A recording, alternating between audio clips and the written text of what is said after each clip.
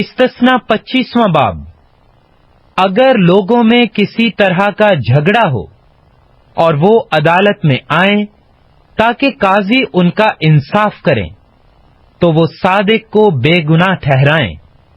اور شریر پر فتویٰ دیں، اور اگر وہ شریر پٹنے کے لائق نکلے تو قاضی اسے زمین پر لٹوا کر اپنی آنکھوں کے سامنے اس کی شرارت کے مطابق اسے گن گن کر کوڑے لگوائے۔ وہ اسے 40 کوڑے لگائے، اس سے زیادہ نہ مارے، تا نہ ہو کہ اس سے زیادہ کوڑے لگانے سے تیرا بھائی تجھ کو حقیر معلوم دینے لگے۔ تو دائیں میں چلتے ہوئے بیل کا منہ نہ باندھنا۔ اگر کئی بھائی مل کر ساتھ رہتے ہوں اور ایک ان میں سے بے اولاد مر جائے تو اس مرحوم کی بیوی کسی اجنبی سے بیاہ نہ کرے، بلکہ اس کے شوہر کا بھائی اس کے پاس جا کر اسے اپنی بیوی بنا لے، اور شوہر کے بھائی کا جو حق ہے وہ اس کے ساتھ ادا کرے، اور اس عورت کے جو پہلا بچہ ہو وہ اس آدمی کے مرحوم بھائی کے نام کا کہلائے، تاکہ اس کا نام اسرائیل میں سے مٹ نہ جائے۔ اور اگر وہ آدمی اپنی بھاوج سے بیاہ کرنا نہ چاہے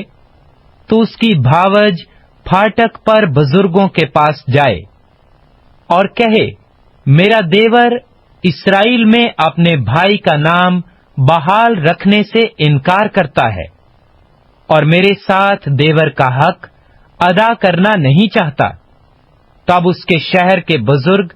اس آدمی کو بلوا کر اسے سمجھائیں، اور اگر وہ اپنی بات پر قائم رہے اور کہے کہ مجھ کو اس سے بیاہ کرنا منظور نہیں، تو اس کی بھاوج بزرگوں کے سامنے اس کے پاس جا کر اس کے پاؤں سے جوتی اتارے اور اس کے منہ پر تھوک دے، اور یہ کہے کہ جو آدمی اپنے بھائی کا گھر آباد نہ کرے اس سے ایسا ہی کیا جائے گا۔ تب اسرائیلیوں میں اس کا نام یہ پڑ جائے گا کہ یہ اس شخص کا گھر ہے جس کی جوتی اتار دی گئی تھی۔ جب دو شخص آپس میں لڑتے ہوں اور ایک کی بیوی پاس جا کر اپنے شوہر کو اس آدمی کے ہاتھ سے چھڑانے کے لیے جو اسے مارتا ہو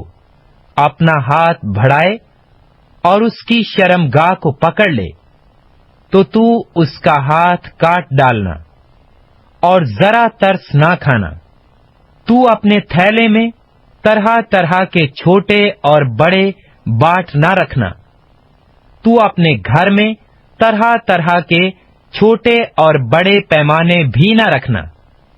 تیرا باٹ پورا اور ٹھیک اور تیرا پیمانہ بھی پورا اور ٹھیک ہو، تاکہ اس ملک میں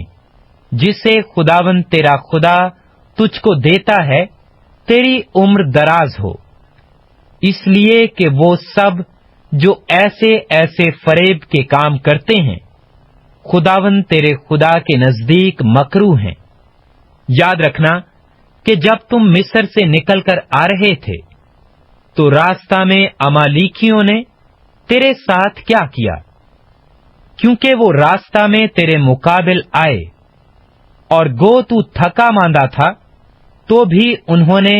ان کو جو کمزور اور سب سے پیچھے تھے مارا، اور ان کو خداوند کا خوف نہ آیا۔ اس لیے جب خداوند تیرا خدا اس ملک میں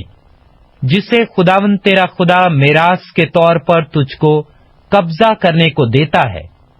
تیرے سب دشمنوں سے جو آس پاس ہیں تجھ کو راحت بخشے، تو امالیکیوں کے نام و نشان کو صفائے روزگار سے مٹا دینا۔